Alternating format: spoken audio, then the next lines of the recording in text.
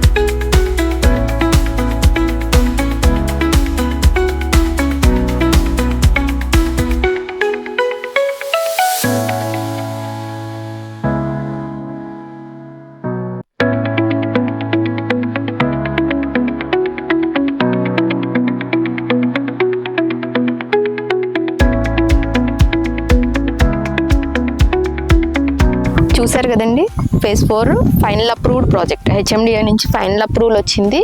మొత్తం డెవలప్మెంట్స్ అన్నీ కంప్లీట్ అయిపోయినాయి. Total 37 acres. మనకి దీనిలో సేల్ కోసం ప్లాట్స్ అనేవి లేవండి, మ్యాక్సిమం సేల్ అయిపోయినాయి. ఒక 2-3 ప్లాట్స్ మాత్రం మనకి దొరికే అవకాశం ఉంది. అలాగే రీసేల్ ప్లాట్స్ అనేది ఏ టైంలో వస్తాయి ఏంటనేది మనం కమిట్మెంట్ ఇవ్వలేము.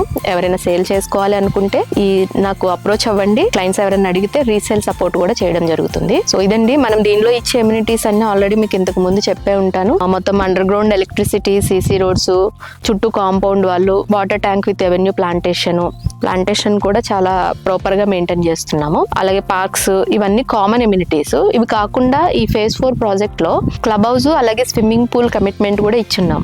వాస్తవానికి చెప్పాలంటే club house, swimming pool construction అనేది కొంచెం డిలే అయ్యింది. మనకి అప్రూవల్స్ ఇదంతా ఉంటుంది కదా ప్రొసీజర్, ఇలా చిన్న చిన్న కారణాల వల్ల డిలే అయ్యింది.